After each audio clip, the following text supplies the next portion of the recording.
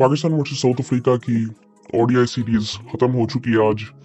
तीसरा ओडीआई था और पाकिस्तान ने ओडीआई सीरीज 3-0 से जीत ली है और बहुत ज़बरदस्त मैच हुआ है। और आज मैच मैं ये कहूँगा कि देखने वालों के लिए थोड़ा सा मुश्किल था, स्पेशली साउथ अफ्रीकन फैंस के लिए, पाकिस्तानी फैंस के लिए भी।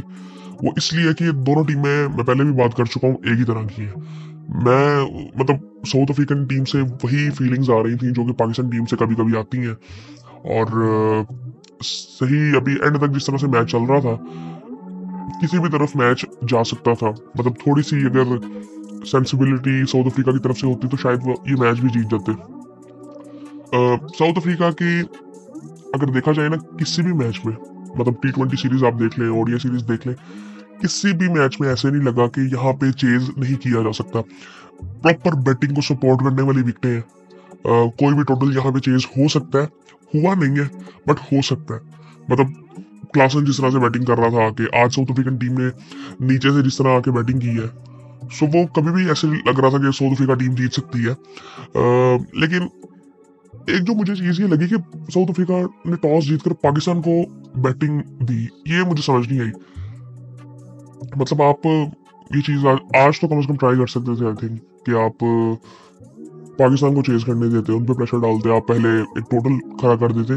सो मे भी वो पाकिस्तान के लिए मेरे ख्याल से तो ज्यादा इजी हो जाता है। मतलब पाकिस्तान के लिए अगर पाकिस्तान को अगर एक नॉर्मल टारगेट चेज भी करना हो तो उसमें भी पाकिस्तान को मुश्किल होती नहीं है। लेकिन अगर साउथ अफ्रीका अच्छा टारगेट दे देती, 300, 350 या 325 का भी, तो एक प्रेशर तो होता पाकिस्तान पे।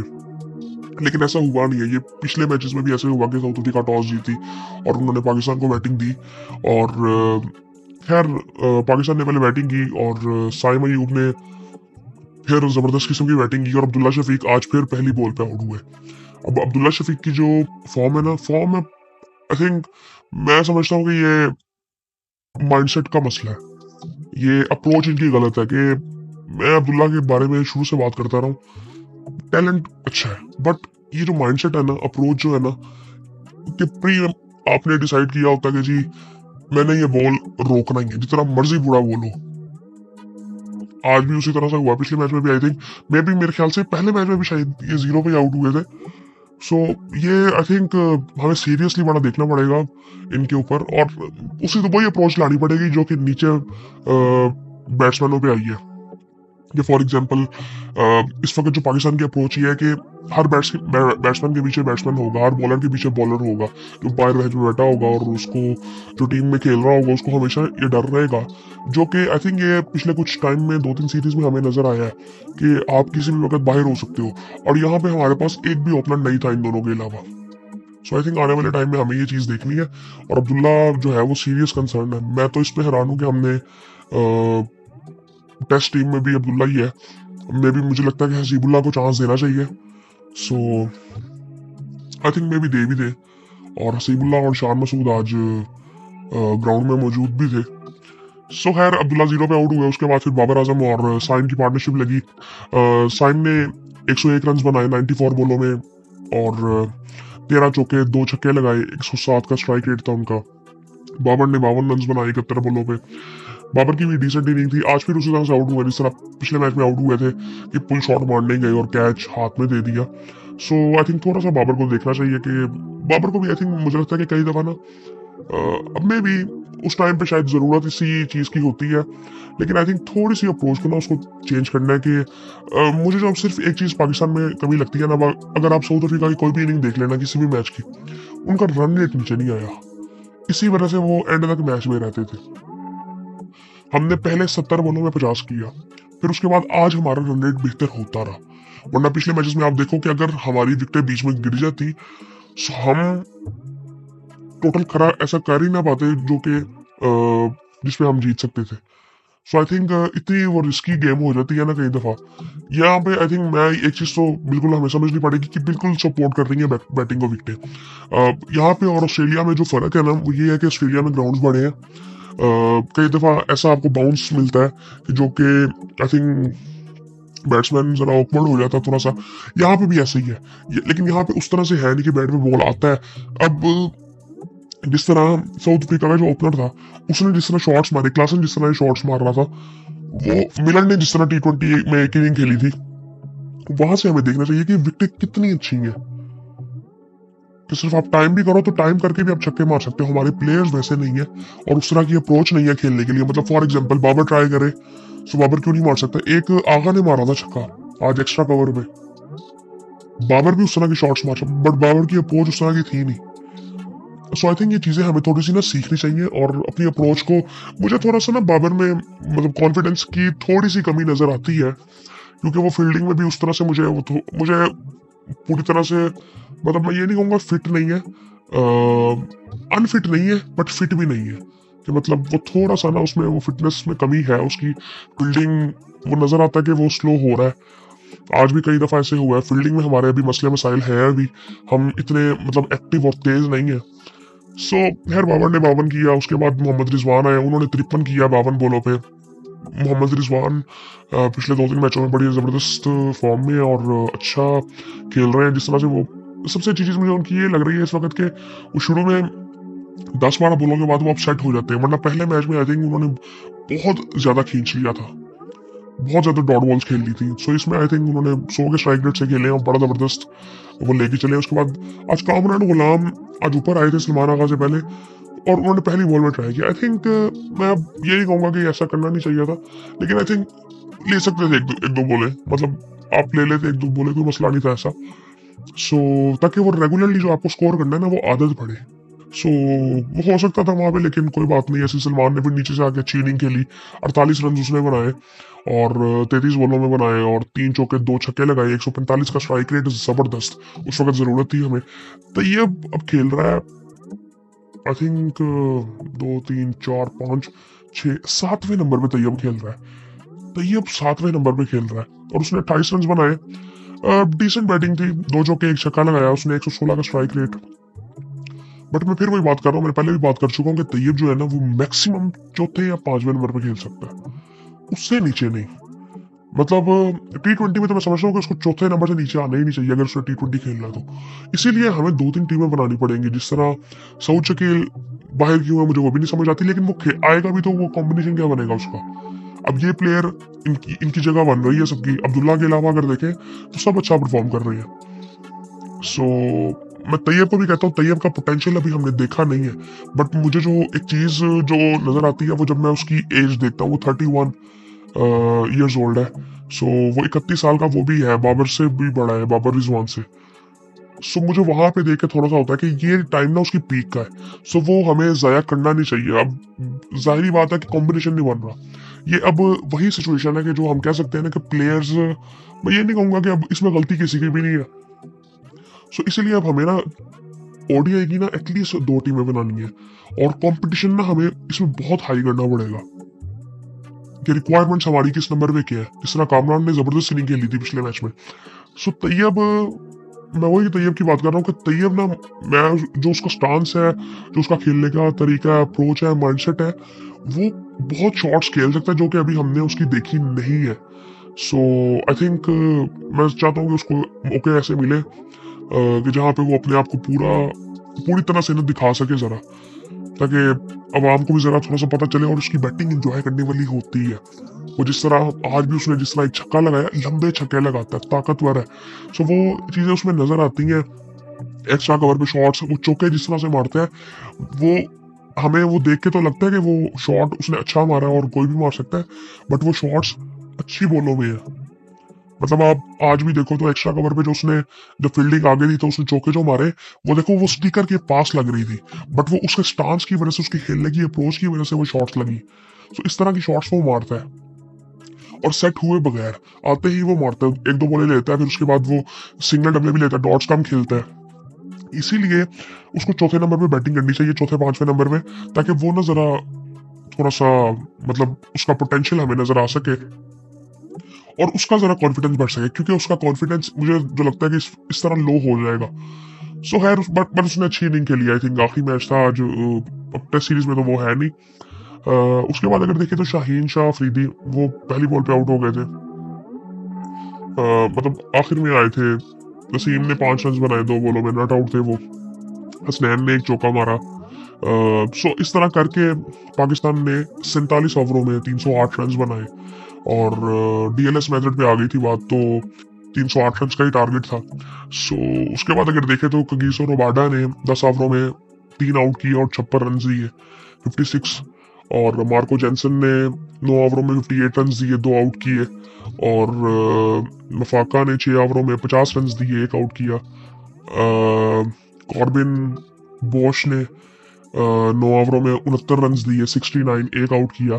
इसने वक्त डाल दिया था हमें बैटिंग करने भी, जब ये आया था ना तो खड़ा हो गया हुआ था ये। इसके सामने 2 आउट हुए, सामने वाले आखिरी 2 आउट किए, दूसरी नॉन स्ट्राइकर एंड पे खड़ा हुआ था तो 2 आउट हो गए थे। उसके बाद ये डी जॉन फोर्ट्यून है, ये 10 ओवरों में इसने 56 रन दिए, 2 आउट इसने किए, लेफ्ट आर्म ऑफ स्पिनर है। और एडन मार्करम ने 3 ओवरों में 17 रन दिए। सो इस तरह करके आई थिंक मुझे थोड़ा सा ना जो इनकी इनिंग में लग रहा है ना, वो साउथ अफ्रीका का जो मसला मुझे नजर आ रहा है वो ये आ रहा है कि एक तो इनके बैट्समैन परफॉर्म नहीं कर रहे, सबसे बड़ा मसला इस वक्त ये नजर आ रहा है। बट आई थिंक इनकी बॉलिंग भी बहुत ज्यादा रन लीक कर रही है, फील्डिंग में भी इनके मसले मसाइल हैं, वरना डिसिप्लिन होता है इनकी फील्डिंग में। और ओवरऑल साइम ने अच्छी बैटिंग की, बाबर ने अच्छी बैटिंग की, रिजवान ने अच्छी बैटिंग की, आगा ने अच्छी बैटिंग की, तैयब ने अच्छी बैटिंग की आज। सो मतलब पूरा एक बैटिंग में अगर देखें तो टीम गेम था। उसके बाद जब साउथ अफ्रीका की बैटिंग आई तो टोनी डिजॉर्जी ने आके उसने जिस तरह से स्टार्ट किया, 2 छक्के और 2 चौके लगाए, बड़े जबरदस्त। उसने 2-3 शॉट्स मारे लेकिन वो आउट हो गया जल्दी। सो अच्छा आउट किया क्योंकि उस वक्त वो मार रहा था। वो बमूमा जल्दी आउट हो गए थे और उन्होंने भी 2 चौके लगाए, 8 रन उन्होंने बनाए। उसके बाद वॉर्नर डूसन थे जिन्होंने 35 रन बनाए 52 बॉलों पे। अब साउथ अफ्रीका का जो बैटिंग में मसला है ना वो ये है कि मतलब साउथ अफ्रीका के टेम्परामेंटल इश्यूज नजर आ रहे हैं, जो कि आई थिंक मेरे ख्याल से इनकी टीम में कह सकते हैं कि जब चौक करते हैं तभी मसले नजर आते हैं, वरना ओवरऑल इनकी टीम बड़ी जबरदस्त होती थी। हाशिम मामला जब होते थे, AB de Villiers, Faf du Plessis, Miller होते थे फिर नीचे। लेकिन अब ये पिछले कुछ टाइम में इस सीरीज में स्पेशली ये चीज नजर आ रही है कि टॉप ऑर्डर से भी कोई इतनी खास परफॉर्मेंस नहीं आ रही। स्टार्ट अच्छा मिल जाता है इनको। एक चीज अच्छी ये करते हैं कि इनका रन रेट नीचे नहीं आता। और एडन मार्करम परफॉर्म उस तरह से नहीं कर पा रहे। यार क्लासन ये जो करता है ना आके, भाई इसने जो सीरीज खेली है, इसने वक्त डाल ही रखा है पाकिस्तान को। और आज इसने 43 बॉलों में 43 बॉलों में 81 रन बनाए, 188 के स्ट्राइक रेट से। 5वें नंबर पे बैटिंग करने आता है और क्या इसने बैटिंग की है, वक्त डाला हुआ था इसने और बिल्कुल वन साइडेड मैच किया हुआ था इसने। अगर विकेट इनके हाथ में होती तो ये बड़े आराम से जीते हैं मैच। 12 चौके 2 छक्के लगाए और उसने क्या मारा था उसको, शाहीन को भी मारा था इसने और वो सुफियान को भी इसने आई थिंक बड़ा मारा था। डेविड मिलर इसने भी एक इनिंग खेली थी T20 सीरीज में, उसके बाद इसका कैच बड़ा जबरदस्त पकड़ा था रिजवान ने। साइम ने आई थिंक इसको आउट किया था। और उसके बाद फिर मार्को जेंसन और क्लासन के साथ वो काफी देर खड़ा रहा, 26 रन उसने भी बनाए और उसने भी 2 छक्के 2 चौके लगाए और मतलब मैच फंसा ही रहा।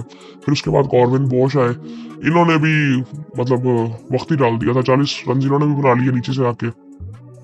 44 बॉलों में 5 चौके इन्होंने लगाए। शुरू में ऐसे लगा कि यार ये स्क्रैचिंग है जरा, लेकिन बाद में इसने जिस तरह की शॉट्स मारी, स्पेशली ऑफ साइड पे, एक इसने स्वीप पे आई थिंक चौका छक्का मारा था, चौका ही था आई थिंक वो। और ऑफ साइड पे इसने जितनी शॉट्स मारी आई थिंक उसको भी पड़ी थी शाहीन को आज बड़ी मार पड़ी है। बट उसने ओवरऑल अगर देखे तो वो बॉलिंग अच्छी कर रहा था। ये बैटिंग विकेट इतनी जबरदस्त है, बहुत जबरदस्त विकेट है बैटिंग। और उसके बाद अगर देखे तो मुझे इनकी ना क्या कहते हैं, इनका क्राउड बड़ा जबरदस्त लगा है साउथ अफ्रीका का, कि जिस तरह का इमोशनल क्राउड है ना, पाकिस्तान की तरह का, इंडिया की तरह का क्राउड भी मैं कहता हूँ थोड़ा सा डिफरेंट है। मतलब पाकिस्तान का क्राउड डिफरेंट होता है जरा, मुझे साउथ अफ्रीका और पाकिस्तान का क्राउड बड़ा सिमिलर लगा।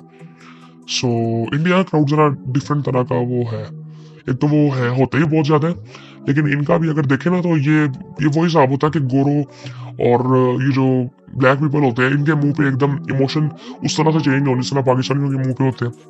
सो आई थिंक बड़ा वो जबरदस्त लगता है, वो इमोशंस हमारे ऊपर भी नजर आ रहे होते, तो वो रिलेटेबल काफी लगते हैं। रबाडा साहब खड़े हो गए थे, उन्होंने भी एक चौका एक छक्का लगाया और वो भी उनके साथ खड़े हो गए थे बोश के साथ।